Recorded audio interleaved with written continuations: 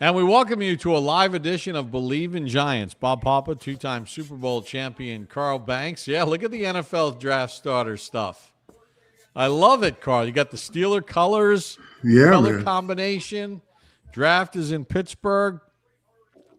All right, Carl. You and I were at a power breakfast at MetLife Stadium yesterday morning. Mm-hmm. I moderated the conversation. Joe Shane, John Mara were up on the little dais. And then we had O.J. Anderson, Amani Toomer, Victor Cruz, Sean O'Hara, and yourself. And the conversation came up about integrity of the board in our Mm-hmm. conversation with Joe Shane. And John Mara spoke about it, about, when you have a player graded the way you have a player graded, you don't try to get too cute. Mm-hmm. And of course, when you spoke, because I gave each person a chance to sort of address our audience, and we talked about your draft memories as the number 3 overall pick in the Mm-hmm. 1984 draft when the Giants selected you with a loaded, and I mean Yeah. loaded linebacker room. And the Giants kind of reenacted 1984 all over again with the Yeah. selection of Arvell Reese at number 5. Your reaction to it? I think it's a great pick, but you know what this also tells you, and what it doesn't tell you, it tells you that those folks that do these draft boards every year, and they do great research, but clearly the information that they have just doesn't match up with what teams have, right? Everyone talked about Sonny Styles as the best of the candidates to be an inside linebacker.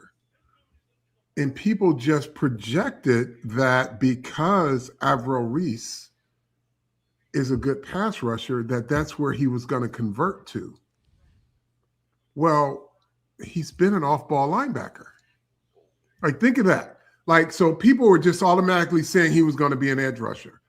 The Giants may move him to edge. We don't know. But what we do know is that he was rated higher for the Giants than Sonny Styles. And maybe it's his versatility. Maybe because he is positionless. Maybe because he's so fast. But he's an off-ball linebacker. Now, we have to wait and see what the defensive construct is going to be for the Giants. If it's 3-4, if it's 4-3. And the reason I say that is the other thing we don't know. If anything's going to give us an indication, it'll be before this draft is over with tonight, is whether or not Kayvon Thibodeau is part of a package tonight. If he's not, then there's a pretty good chance they're going to be some part of a 3-4 defense. And I think it's exciting because the Giants now have a murderer's row when it comes to athleticism at their key second level positions. And it's exciting because they're going to be an aggressive team. Now, the addressing of the offensive line. Again, the boards, the people who had their draft board set, didn't have the Giants picking at 10 an offensive lineman. But the integrity of the Giants board, and they got the best offensive lineman coming out, tells you that they value that offensive line. They value the quarterback position. And they're going to run the football. So I'm excited that they were able to address areas because they needed another linebacker inside. Reese, as he's listed throughout college, is an inside linebacker. He's a will linebacker. So if we don't know anything else about this defense, they drafted a will linebacker, a really good one. I'm excited to see, and I want to hear from Denard Wilson, just what his plans are for this defense. But offensively, you get the best offensive lineman in the draft, and everyone thought, well, maybe it was going to be Caleb Downs or one of the receivers, and the Giants were like, nope, we're going to take a core piece, a 20-year-old offensive lineman. He's a 10 or 12-year proposition now. And that's what you need when you have a young quarterback coming into his second year. Like, they're going to all grow together. Look, going back to Arvell Reese, he played almost as many snaps as an off-the-ball linebacker as he did an edge, okay? Micah McFadden has been a really nice player for the Giants. There's no doubt about it, but they've been rotating a bunch of guys in there next to Bobby Okereke. They have now added a legitimate talent to play inside along with Tremaine Edmonds. And then it's the multiplicity, it's the down and distance, it's everything else where you can start sending all kinds of different packages. And Reese is going to bring that athleticism Sure. To what they're going to be able to do. Now, we know they got to get a defensive tackle in there. Obviously, You got to fill the hole of Dexter Lawrence and what he brought to the table. That doesn't mean they can't address that in the draft. It doesn't mean that they can't sign a guy like DJ Reader, who's on the street, who's a really good player. DJ Reader, Calais Campbell. I mean, they can do it by numbers. Obviously, when Dexter Lawrence is right, it's just he's one of one, right? Let's just call that what it is.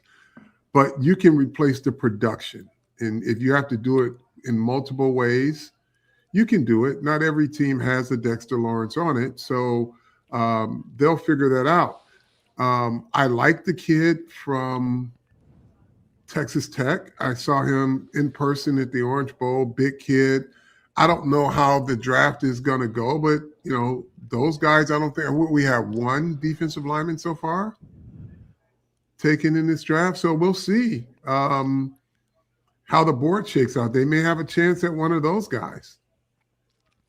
Hey, look, I was on with John Schmelk on the Giants broadcast, and I was rooting like crazy for Downs. I love Downs, but I'm not in the draft room. Listen, the one thing that John Harbaugh has been adamant about since he took over as the head coach is that this team has to become more aggressive, more stout up front. So let me tell you a little bit about Francis Mauigoa from what I know. Big, strong, physical. I like the fact that the Giants drafted two players that are young because they want to grow with these players. The other thing about Mauigoa that I know is that he projects out to be a tackle, but he can also play inside. So I'll give you a little story. I was listening. I was in the car listening to Sirius XM NFL radio, and I heard Charles Davis on with Brad Hopkins, who was a great player for the Tennessee Titans. And they were talking about Mauigoa, and they were talking about the Giants, actually.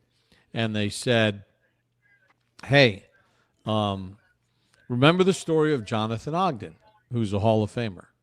Jonathan Ogden was drafted in 1996 by Baltimore with the 4th overall pick in the draft out of UCLA. His first year, he started every game as a guard, and then they bounced him out to tackle. Look, they've got Illuminor, they've got Andrew Thomas, but now you got a guy that if there's an injury, and Andrew Thomas has not proven to be healthy over a long amount of years, you've got a guy that you could bounce out to tackle. But more importantly, the Giants are not good interior. Runyon's been okay. Van Roten he gave you everything he's got. And John Michael Schmitz is still a question.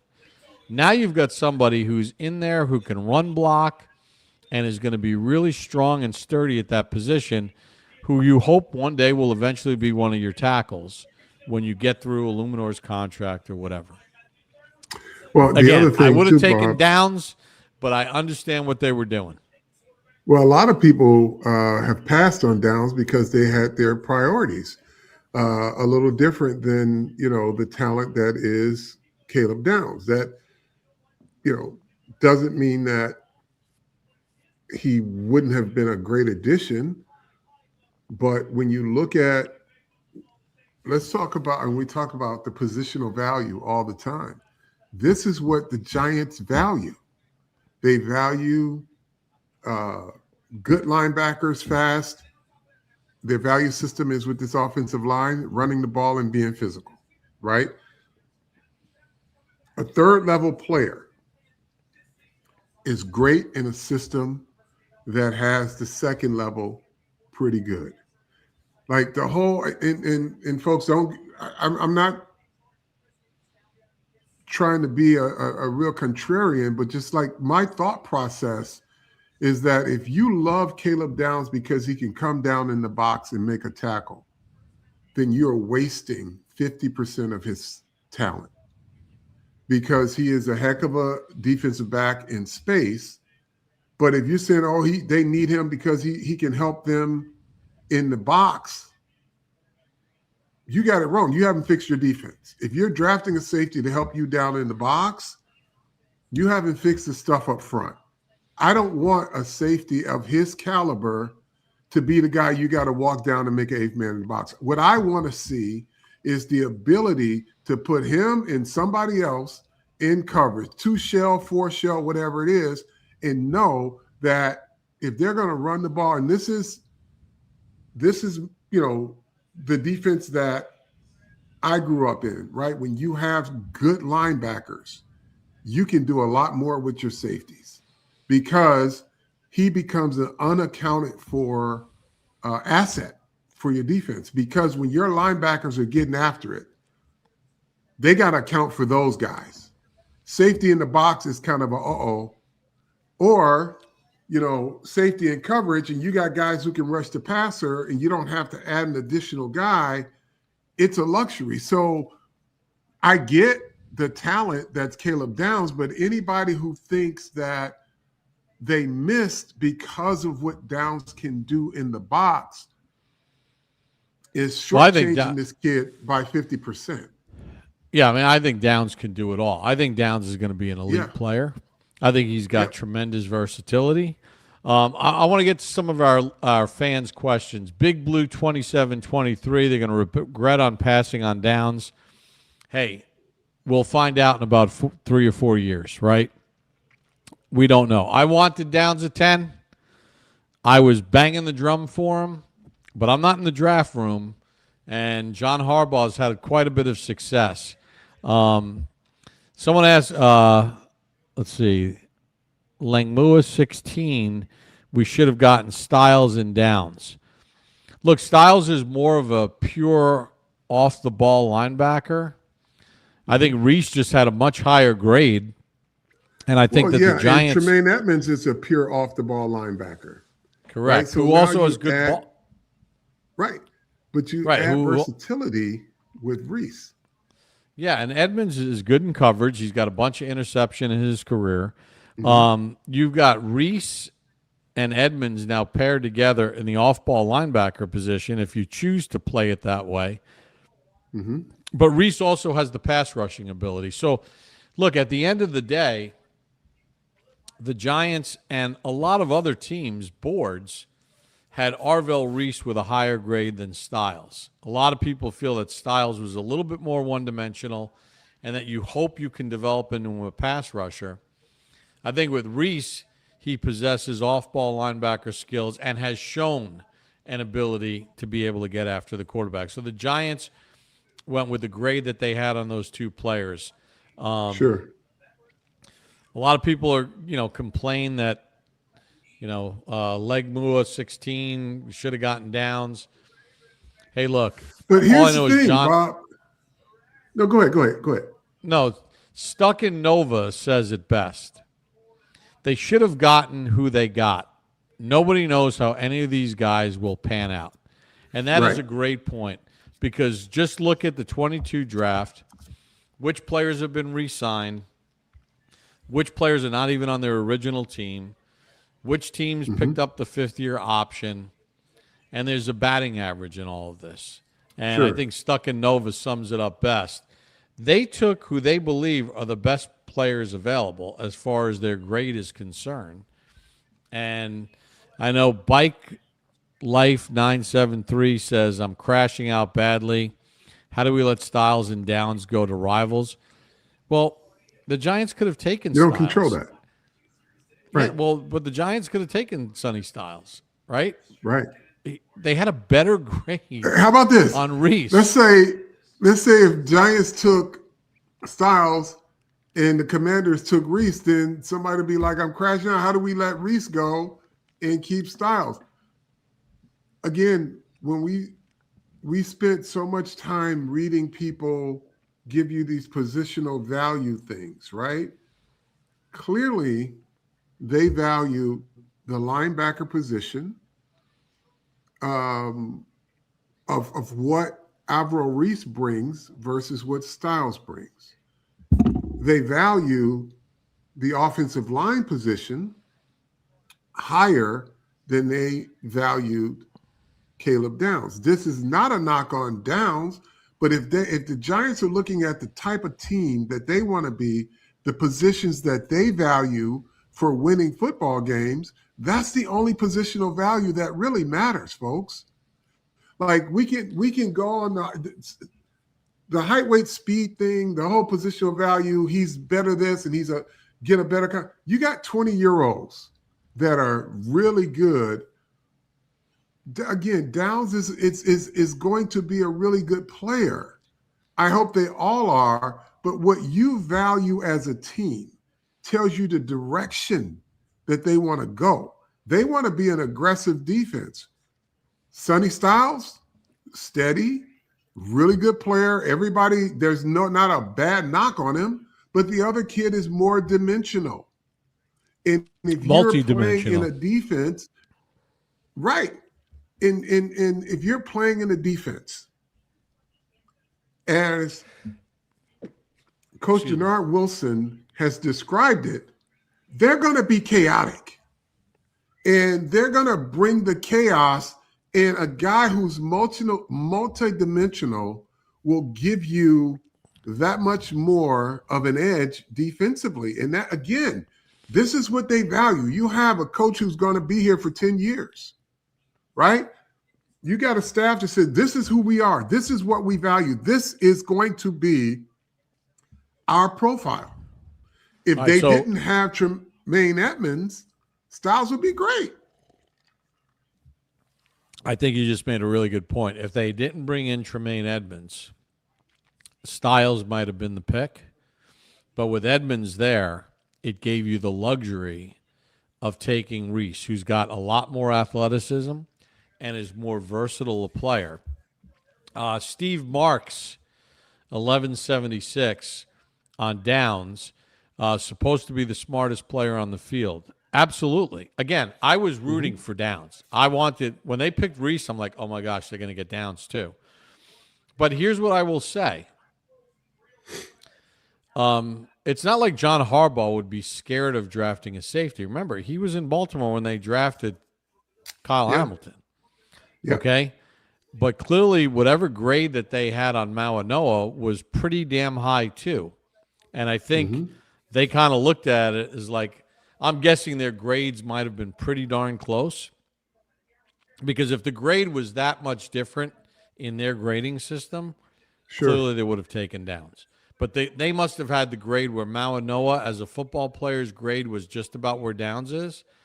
And they do have a need on the offensive line, interior, and thinking a couple of years down the road, a tackle. Yeah, depth also. Yeah, Patrick Grove. Okay, go ahead. I want to read Patrick Grove and Stuck in Nova's two comments, Carl, and then we'll continue. Patrick Grove, 3469. I trust Harbaugh. Yeah, that's right. They signed him to a 5-year, $20 million a year contract. They've committed $100 million to Harbaugh.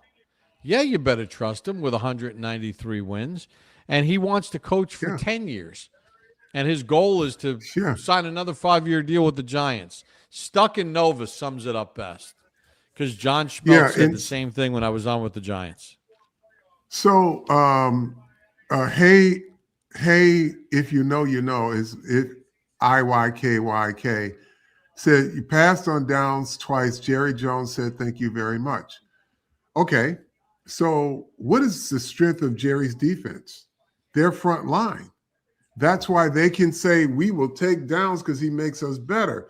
You don't draft to keep somebody else from being better. You draft to be your best team. If I can make an analogy on with Caleb Downs, and it's not a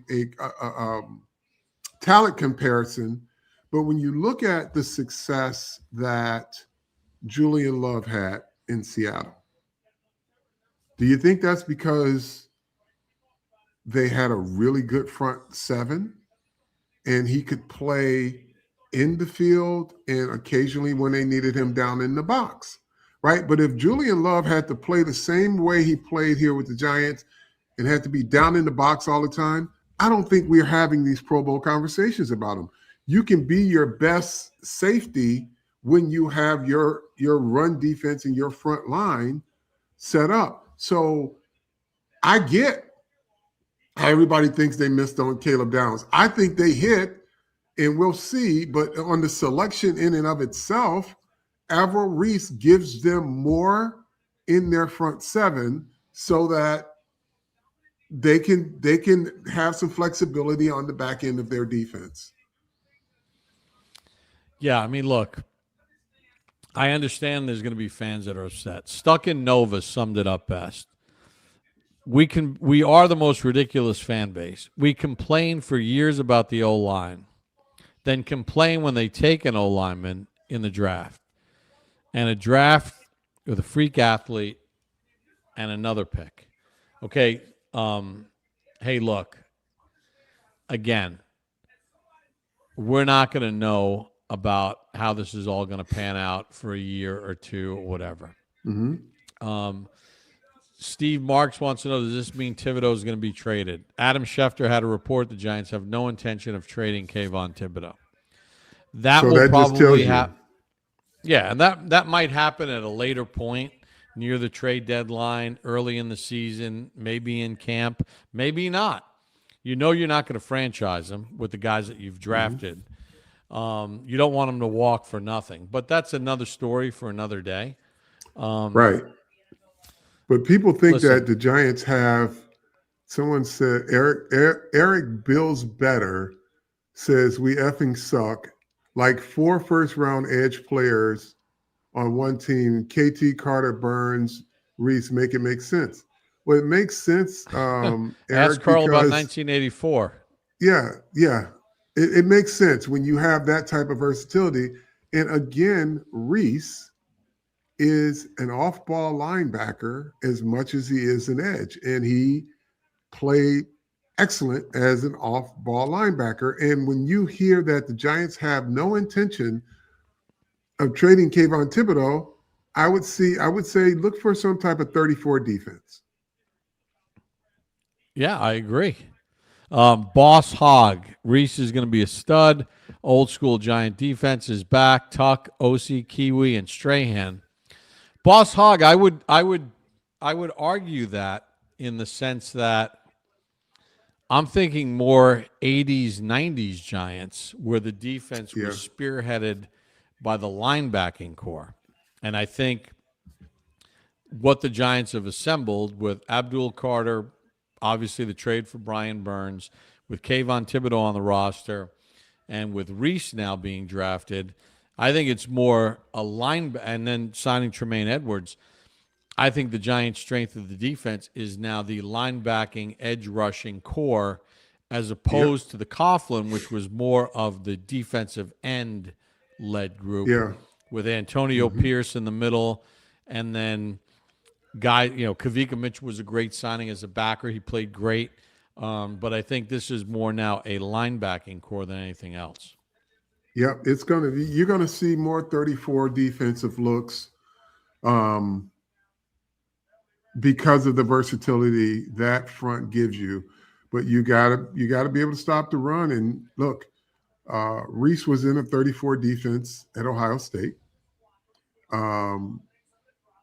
So this will be a fun group to watch. Let's just say that. I don't have any doubt that the decision and why they chose Reese over Styles, I have no doubt that it was the right decision based on their construct.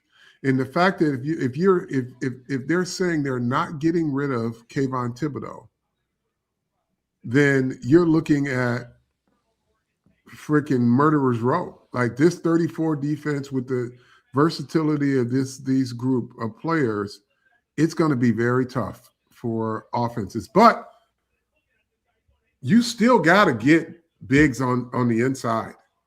You've got to get bigs on the inside. So that is the next thing I'm looking for. Is there a position right now that looks like it's kind of taking a back seat? Probably wide receiver, but there's probably plenty of them later in this draft. And again, they've added some guys. You're still waiting for Malik Neighbors to come back, but they'll get that addressed. You don't have a quarterback like Jackson Dart with nobody to throw it to, and plus you have your tight end that you got from Baltimore, who's going to be a key weapon for them also, likely. So I'm hearing some reports, just in texting with some people, that Dallas, once the Giants didn't take downs, Dallas immediately moved up from 12 to 11 to ensure that they got downs.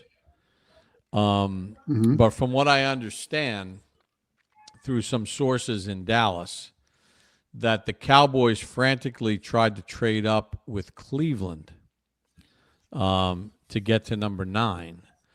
And Dallas had tried to get up even earlier because the Dallas really wanted an edge rusher. So James, who I think is not a Giants fan, said Giants fans, just the way he wrote it, Giants fans should be happy. Just got a Micah Parsons type player in Reese. I'm sure it pissed Dallas off in the process because they tried to move up to get him. Supposedly Dallas was in play trying to move up along the way to get an edge rusher, get a linebacker and an edge rusher. And I think a lot of people had a higher grade on Reese than they had Styles, only because of the player versatility, the position versatility. Sure. Let's see. W. Osum. Sorry, I'm messing it up, but I like the picks. We're better than we were 2 hours ago. Have to take the best player on the board. It's how we win. A lot of people like the O-line hit. A lot of people saying it's a hit. Ken Peters agreed with you, Carl. Julian Love, one of the best people to ever wear a Giants uniform. Shane screwed that up. Actually, that's not what really happened. And I'm not here to play defense for Joe Shane, but the Giants offered Julian Love during the bye week of 22 a very respectable contract. At the time, the safety market looked like it was trending into double digits, like 10, 11, 12 million a year. Bates had signed that big deal with Atlanta. Julian Love actually wound up signing with Seattle initially for $2 million a year less than the Giants offered. His agent completely misread the market. He wound up taking $2 million a year less because then the Giants had pulled the offer because they had spent money elsewhere. Right. So Shane did not mess up Julian Love. Julian Love's agent thought the market, misinterpreted the market, and his contract with Seattle initially was less than what the Giants offered at the buy in 22. That's a fact. But let's talk about Julian Love. You and I were big fans of Love's talent, not just the individual, but his talent. And we all saw that his outfield skills were just kind of being wasted because of, just the way they were playing, and they just couldn't utilize him to his best. And when he went to Seattle and you have that front seven that they have, you saw him blossom into the player that the Giants were really projecting him as. And so he loses in money. He wins the Super Bowl ring. It's great. We love him. He's a great kid. The Giants are now trying to build a front seven so that they can have the flexibility in their defensive backfield. If you would have brought Caleb Downs into the Giants defense, he would have been more of an in-the-box player and less of an asset in the field. So now they're going to have, and this is a caveat, they've got to get big players in there, but you'll have more versatility in coverage when you have a stout front seven that can hold their own and you don't have to add another person to the box. And that was the kind of the mandate of our defense, is that, hey, look, we got to hold up in order for us to be our best. And we more than held up. Obviously, we weren't the best in to ever do it. But when you can imagine having safeties that can play and see the field and not have to worry about coming down unless you decide you want to get cute defensively and add a guy in there, but you want to be able to have the defensive versatility of your linebackers that can do so many different things. You become so multiple, and it's just hard to block them.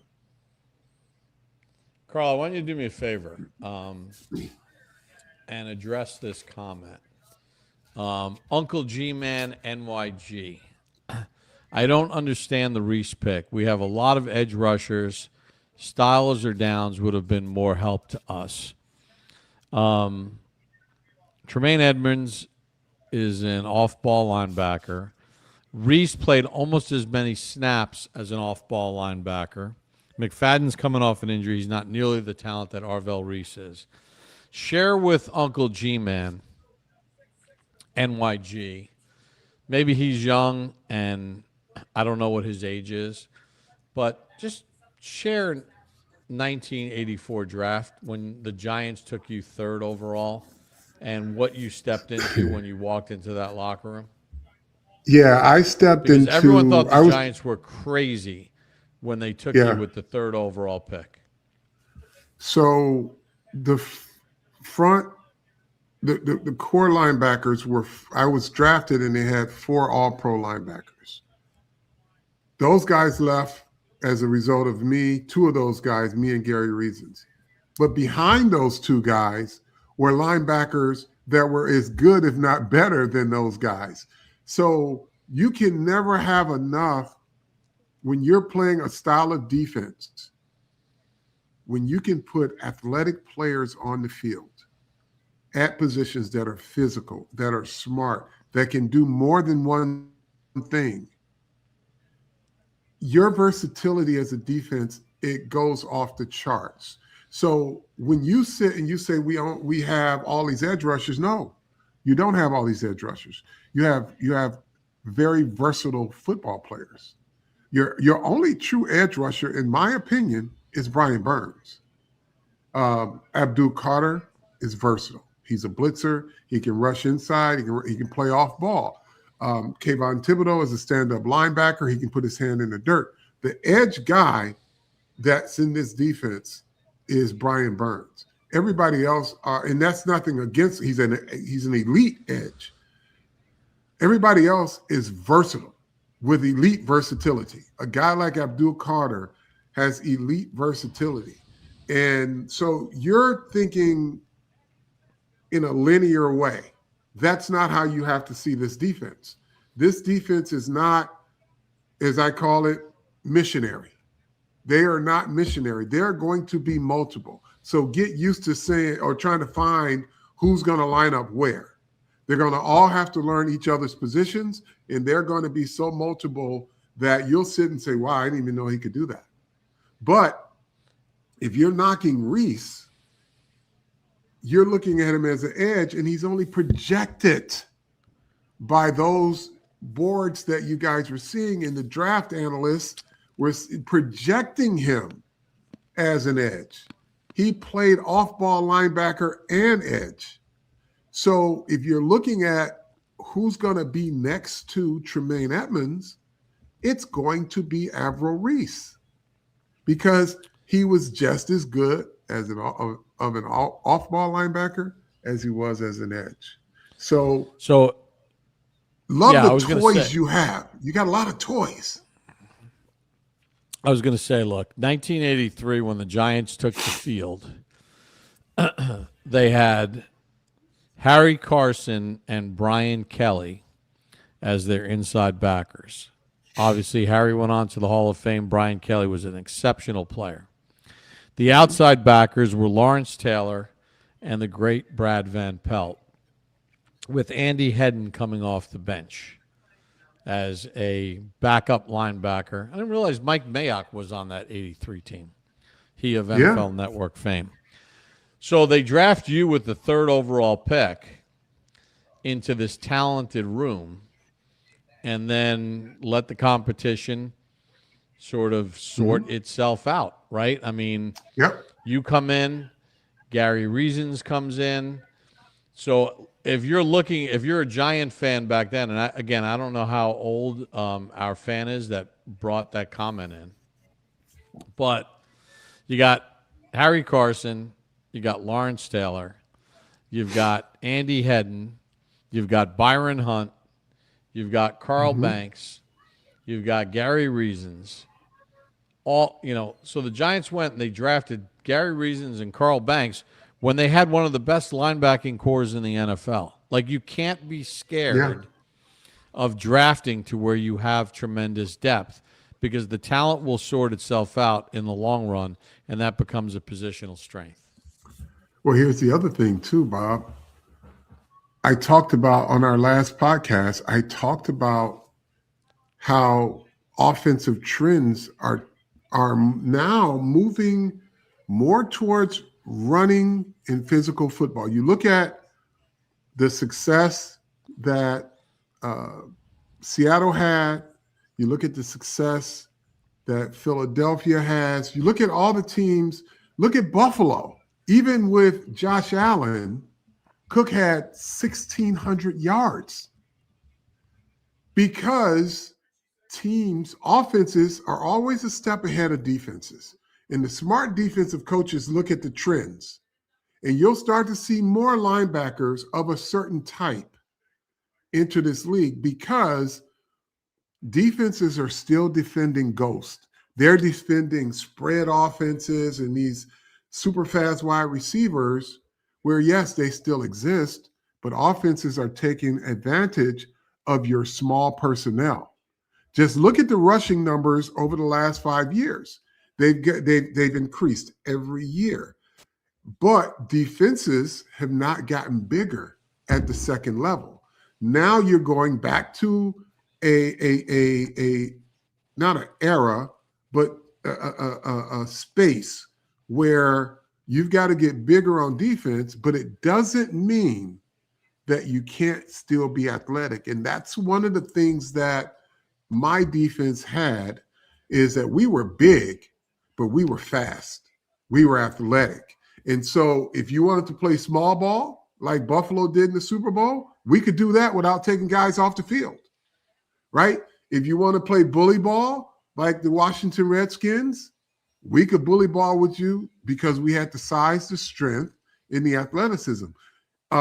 If you wanted to be hybrid like the San Francisco 49ers were, we could match that too. So, and then we had our own brand of physicality because we were bigger and athletic. That's what you should expect from a team like this. You've got guys who, if y'all want to spread it out, well, Edmonds has a ton of interceptions, right? You got guys who can get after the quarterback who are not little peewees. This is what you need in your defense. You have to change your mindset and understand that the construct of a defense is to counter what's working in the NFL and to create your own level of dominance. And because, again, just guys, I encourage you to look at the trends. Teams are running the football because everybody's too small on defense. They all think they got to get after the quarterback, and you got to be small, you got to be athletic. Well, there are big guys that are athletic too. The 6'4" linebackers are back, right? And you need that because you can now leave your guys on the field. All of this, dime defense, and teams just line up and run it down your throat, and you can't stop anybody. Well, you can be a very hybrid defense when you have a guy like an Arvell Reese or an Abdul Carter out there on the field. You don't have to rely on Drew Phillips, right? Or even Tyler Nubin. Now you got guys, you guys stay in coverage. Our guys up front can play. We can play big nickel against anybody because our guys can run. But the league has changed. Defenses are slow to adapt. But when you look at what defenses are built for now, the type of offenses that they are still trying to defend, ask yourself, how many really good quarterbacks are left in the league right now? The league is transitioning quarterbacks too. It's a lot of average quarterbacks out there. So the ball ain't flying all over the yard like it used to, like you're trying to defend. You're getting the ball run down your throat because you're saying, well, look, we limited their pass numbers. They were never going to be great pass numbers anyway because you got limited quarterbacks in this league. Interesting. We just had a trade between the Cowboys and Eagles. How very rare. Philadelphia traded up to 20 and took Mekhi Lemon, wide receiver. Remember when they did that to get Devontae Smith leapfrogging the Giants? So Philly takes Mekhi Lemon, the wide receiver, out of USC at number 20. Carl, Ian O'Connor, who is now part of our Believe in Giants family from The Athletic, who has done an incredible job. Look, he's had the inside track on everything. He's got, with the Harbaugh situation and everything else, he put out a tweet or a post that the Giants had Arvell Reese as their number one non-quarterback player on their board, according to John Harbaugh and Joe Schoen. So, look, whether you agree with it or disagree with it, and there's a lot of Sonny Styles fans out there and everything else. The Giants, that was their grade, okay? Right. And we could all sit here as Monday morning quarterbacks,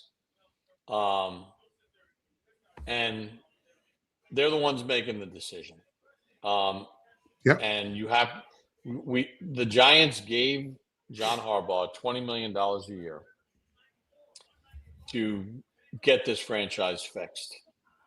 So you got to ride with them. Now I'm seeing these posts here from Hey, if you know, you know. Oh, hey, if you know, you know. Yeah. So I guess Malik Neighbors, I don't know what he's on. Leak is not happy with either pick tonight. Evidently, he was on TV or somewhere. And bad. First of all, hold on. With all due respect, tremendous talent. Okay. Has Malik Neighbors done any work that any of the 32 teams in the NFL have done on these players in preparation for a draft? Like, who cares what Malik Neighbors thinks or if he's pissed? What does he know? Whether it's the Giants or the 31 other teams, they're scouting these players. They're doing the medical updates on these players. They're interviewing these players or whatever. Malik Neighbors is not part of any of that process. So for him, why is he upset? Who cares if he's upset? The Giant fans want you to get. He'll be happy and play a 17-game season for the next couple of years. And you're going to love your offensive lineman protecting your quarterback so you can get the football. You're going to love your defense getting off the field and getting you back on the field. So, I mean, listen, players they have their favorites, and this is I think what football players should understand is that this is not the NBA. You can't pick your best 5 players and go and go dictate, hey, I want this guy to come play with me. We're going to form our big 3. You got a lot of work to do on your team, Malik, and that's why they're making good decisions so that you can be your best player, your best self as well. So, he doesn't evaluate. He doesn't, sit in those draft meetings, but I think he's going to be okay when, he sees the team take the field and see the benefits of what they just drafted. Boss If Hog you wants to were, okay, go ahead. Oh, no, go ahead. No, Finish your I'm thought. good. No, Boss Hog, a little off point. No, I'm good. Bob Carl, why did the Chiefs move up to take the cornerback? The cornerback is really good. I know the Chiefs were trying to move up. Put it this way. They lost all their defensive backfield. Well, put it this way. I know for a fact that the Chiefs, and this is not from the Giants, but the Chiefs were interested in moving up to the Giants spot because they wanted an edge. They wanted an edge rusher in the worst way. Mm-hmm. And I know that there were some conversations, from what I understand. And I think when the Giants saw that Arvell Reese was still on the board at 5, there was nothing Kansas City could do to convince the Giants to come off that. So Kansas City traded up to the next spot. Mm-hmm. Kansas City's got to go defense. Defense.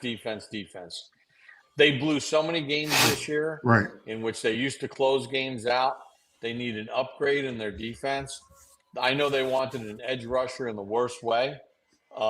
But based on Ian O'Connor's reporting that Reese was the highest graded non-quarterback in the draft for the Giants, Kansas City, right. once Kansas City knew, put it this way, once pick 3 went to Love and Arizona, and once Tennessee took the wide receiver, any deal with the Giants in Kansas City was off because of the Giants' feelings of Reese. But I know Kansas City wanted an edge rusher in the worst way.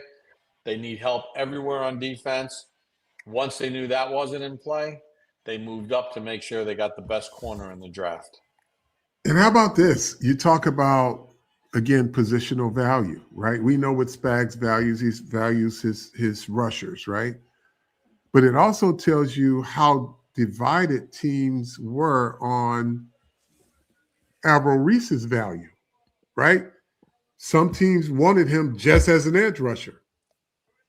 Other teams see his versatility, like the Giants see him fitting in their scheme off ball and on ball. So it just, again, the people, the draft analysts make projections. They don't talk to coaches and say, if you draft this guy, where do you see him? Right? They see the measurables, the height, weight, speed. They see the college tape and they say, boy, he stands out as this. He would be a top edge rusher if he were drafted, right? And then they'll show, they didn't have him on the Giants board because they didn't think the Giants needed an edge. They didn't look at him because they were projecting Arvell Reese as an edge rusher. They did not value him, the analyst, as an off-ball linebacker plus or a positionless player. But yet there were people that were saying how a guy like Sonny Styles was a versatile player because he started off in the defensive backfield and he basically, his body outgrew the safety position. He is a true linebacker. But it just tells you when the analyst gives you their board, it's not, it's not etched in stone unless they talk to teams and ask a team, what do you value? How do you see this kid? Right? A Ruben Bain, you know what he is, right? But a guy like Reese, who has been a hell of a player off the ball as well as a budding edge, like he wasn't a full-time edge rusher. He was a budding edge, and they were projecting him to be an ascending edge player. Well, teams value positions differently than where the analysts see it, because the analysts they have only so much insight. They're really good at breaking down a player's skill set, but then they project him where they think he should go. And you, as fans, you hear this enough times, you say, oh, we missed out. We don't need another edge. But I would now ask you guys to go back, put the tape on, and see how good he was as an off-ball linebacker, as well as an edge. And then you'll see the value that the Giants have. I mean, I think Giants fans, and rightfully so, are so scarred by the last 10 years. Sure. That, one fan sent a comment, now you got Styles and Downs in the division. I think Giants fans have been so battered over the head with the last 10 years that they see Styles and Downs. Now you got to deal with them in the division, as opposed to when you played and under the Coughlin Giants. How about the mindset needs to be, crap, the Eagles, Cowboys, and Commanders have to deal with Reese in the division, instead of being reactive. Reese, Thibodeau, Burns, and Carter, because that's what they're saying. Right. Oh my God, we got to deal with Styles and Downs in the division. How about those teams have to deal with Reese and company and Carter in the division? And I understand why Giants fans feel that way, and rightfully so. But let's try to reverse the mentality. One fan pointed out, hey, Darius Alexander, he's going to be a good pass rusher. He's going to be a player that will develop. We'll see. Front seven makes an average secondary better. That is true. You better be able to stop the run, though. Steve Mark said, hey, Bob, is Reese the next Carl? Those are lofty expectations. And my man here is a Hall of Famer, in my opinion. And Boss Hogg said, don't forget about Chauncey Golston. I think he was so wasted by Shane Bowen. And then once Charlie Bolin took over, suddenly we saw the Golston that I love. When the Giants signed Golston, I was ecstatic. I thought it was a great move. Then they could never figure out how to use the guy. Are you kidding me? Maybe now with a defensive coordinator, they'll be able to figure it out. And Bob, before we jump, I want to leave fans with one thing, is that the development curve has changed. It's no more waiting for a guy to take these baby steps and see if he can get there in season 3. Right now, they're drafting now for now and now for later. And all of these developmental guys, you're either going to step up or you leaving, right? And that's going to be at every position. When you look at, the defensive backfield, right? Let's just take Tyler Nubin, was an excellent college football player, had great ball skills, and we saw none of it, right? And we're still waiting. The wait is over. You're going to have to step up and show that you still got those skills. You're going to be in a great situation that will allow you to do that. But now is not where the Giants are no longer that team where you're waiting for them to get better as you watch the division just run circles around you. And, you count your little victories. Your guy made a play, or he had a good game. No, we want good seasons from these players now. All right. I'm going to leave with one more comment because I thought it was a really appropriate comment, and hopefully I didn't miss it. But about taking the best available player, it was John Coulter, John_Coulter. I'm going to paraphrase it, John, because I can't find it, but it summed it up really good. One day, head coach said, we're going to take the best available player. And when the draft came, they took the best available player, and they all lived happily ever after. The end. There you go. Hey, you know what? If you're a Giant fan right now, say thank you to Tennessee. I don't know what they were thinking, taking Tate, the wide receiver, who in my opinion, he wasn't even one of the best wide receivers in this draft. I know everybody's trying to recreate the Ohio State, but I think guy never even had 1,000 yards in college. Yeah. I think that Tate going where Tennessee picked him at 4 opened up a lot of stuff for the Giants. Look, we're going to be back when the draft is over. We're going to do another. Maybe we should do a live one, Carl, on Monday or something like that, so we could take all these comments, or we'll have Ian on and we'll record it and we'll figure it out. But in any event, we appreciate all of you for jumping on with us tonight. Yeah. The Giants went and they took the best player available on their board. Maybe it wasn't your board. Again, I wanted Downs at 10, not my board, their board. You hired Harbaugh for a reason. He took care of business. Do his job. Yeah, and I think this live is being recorded also, I believe, Bob. So for all your friends that didn't get a chance, tell a friend to check this out before Monday. That's right. Tell a friend to tell a friend. Go get yourself a mug. Believe in Giants. Yeah. Thank you. In Giants.